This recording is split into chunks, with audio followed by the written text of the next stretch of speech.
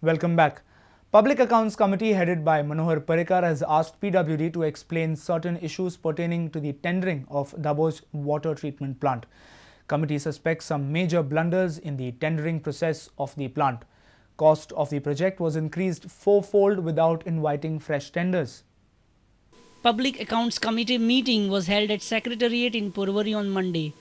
Officials from the PWD and other departments were present for the meet.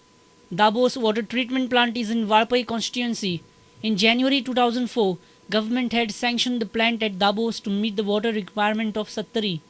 Two agencies had participated in the tendering process. Audit scrutiny available with the Public Accounts Committee states that estimated cost put to tender was Rs 2.20 crores in September 2005, which was subsequently increased to Rs 8.43 crores after opening the technical bids, and revised quotes were obtained from two agencies. Since the estimated cost put to tender and scope of work were increased, fresh public tenders should have been invited for the entire work to obtain comparative rates. Audit report of 31st March 2008 mentions that water supply scheme work was revised after opening the technical bids, and the work was finally awarded for Rs 11.78 crore. Work was awarded on the basis of offers received after opening financial bids, which lacked transparency. Now, PAC has asked explanation from the PWD over the whole tendering process that was undertaken for Dabo's water treatment plant. A senior reporter from Panji, Rakesh Kanolkar, with video journalist Omkar Farari. DGP Goa Dr. Aditya Arya has now blamed media for his firing remarks. DGP has said that he meant firing in air and not firing at the activists. He has maintained that his intention would have been to disperse the crowd and not shoot at anyone. When the leadership doesn't have a control of the crowd, what happens? This is what happens. You see, can you imagine? I'm telling you, had I been present there, I would have ordered firing. This is the statement which pushed the new DGP in a fresh controversy. The bite though has not mentioned where DGP would have fired, but the clarification says he would have fired in air. He was drawn into a discussion by the section of the media on the violent incidents at Bali and asked a hypothetical question as to what he would have done had he been physically present at the spot when the protesters had set fires to scores of vehicles, damaged buildings, injured people, etc. To this, the DGP replied from an operational point of view that an out-of-hand situation perhaps warranted firing in the air to disperse the unruly mob and protect the precious life and property of the people, irrespective of whichever community they belong to. Bureau Report, Prudent Media. South Goa Sessions Court has rejected anticipatory bail pleas of UTA activists Malu Velip and Govind Gowde. Both have now moved to the High Court. Prashant Faldesai's anticipatory bail plea is scheduled on Tuesday for hearing. He has also moved an interim bail plea.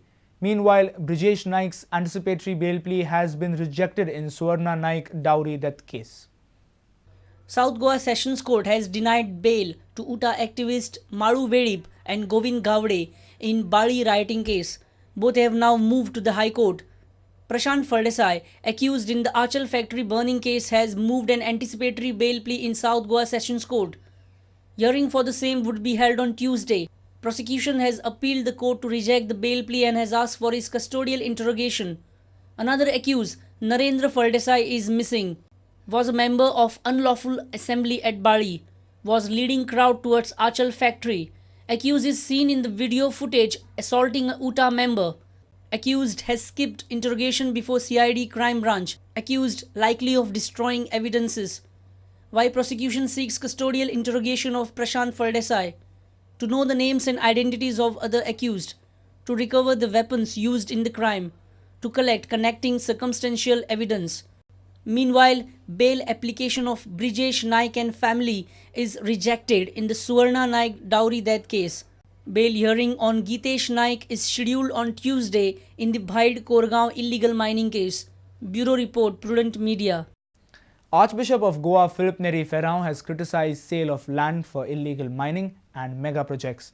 In his annual pastoral letter, he has stated that these things are leading to hazardous industrialization, destroying the social fabric of the state. Surprisingly, the Archbishop has maintained silence over the raging medium of instruction issue. Archbishop of Goa Philip Neri Ferrao has highlighted the rampant exploitation of the environment and ecology in the state. In his annual pastoral letter titled Covenant Between Human Beings and Creation, Divine Love's Manifestation, the letter stresses that this year should be dedicated towards working for caring for the environment and ecology. The Archbishop's pastoral letter is released every year at the beginning of pastoral year in June as a vision document for the church in Goa to be followed throughout the year. Decrying the consumerist and exploitative attitude towards the environment and human persons, the Archbishop states, quoting the Pope, "Every violation of solidarity and civic friendship harms the environment, just as environmental deterioration in turn upsets relations in society." He also says, land is being sold for illegal mining and for mega projects, thereby upsetting the social environment.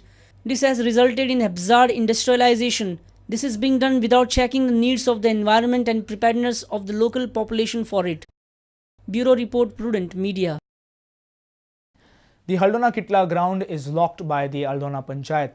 Youth are agitated over this action. Gram Sabha on Sunday witnessed chaos and opposition from youngsters. They have demanded that the ground should be opened within 2 days or else they will break the lock. Panchayat has agreed to open the gate. This is the Kitla ground in Haldona. Youngsters use this ground for recreational activities. The compound wall was constructed just 6 months back. This ground belongs to Directorate of Sports and Youth Affairs. Sunday's Gram Sabha witnessed a lot of chaos and opposition from the youngsters over the issue. Youth have now threatened to break the lock of the gate and enter the ground. They have given 2 days ultimatum to the Panchayat. Panchayat has agreed to the demands of the youth. Kitla ground आसा पळय किटला न्हू ताका lock मारला हे कोणें आनी आतां resolution घेतला की सरपंचान ताका आश्वासन दिला की आपूण इन्क्वायरी करता एसएजी कडेन आनी मागीर तांकां इन्क्वायरी करून आपूण ओपन करता म्हणून within 2 days. Youth complain that the Kitla Football Academy opens the gate whenever they want. दुसरे तेंच्यांनी सांगला 2 दिसां भितर आमकां टायम दिला आनी 2 दिसां भितर तर ती लॉक फोडिना आमचो कानून आमी यूज करता आमी फोडून उडयतलो ते सगळे. आनी हे फावटी आमचो टोर्नामेंट पळय आसलो तेन्ना आमचो चीफ गेस्ट आहा पळय तो धाकटुले दुर्गांसून उडकी मारून येवचो पडलो कळ्ळें. आतां तेंचे पळय जेन्ना मॅची आसता फुटबॉल तांकां सगळे लॉकां ओपन आसता ते गेटीक तेंचे बऱ्यो गाडयो सारक्यो भितर येता. Locals claim that Goa Football Academy had stopped them from playing on the ground earlier. GFAचे पळय येता न्हू तो फुटबॉलाक पळय कितले जाय न्हू तितलेच आपणाचे येता आनी साफ करता ग्रास काडटा तितलेच आनी तेजे वयर भायले काडिनात आनी आमी आतां कितें करता आमची फूल टिमी सगळे हालदोनचे 6 टिमी आहा पळय तितले सगळे पयशे काडटा आनी बाकीचे मागीर सगळे साफ करून घेता कळ्ळें. तरी आसतना आमी तर केन्ना खेळोंक वचात न्हू आनी तेंचे मॅची जर आहा ते आमकां पयले जाता आनी म्हणटा तुमी बंद करा म्हणटा game. Our reporter from Aldona, Devidas Kamri, with video journalist Ravindra Daravi. It's time now for another short break. Stay tuned.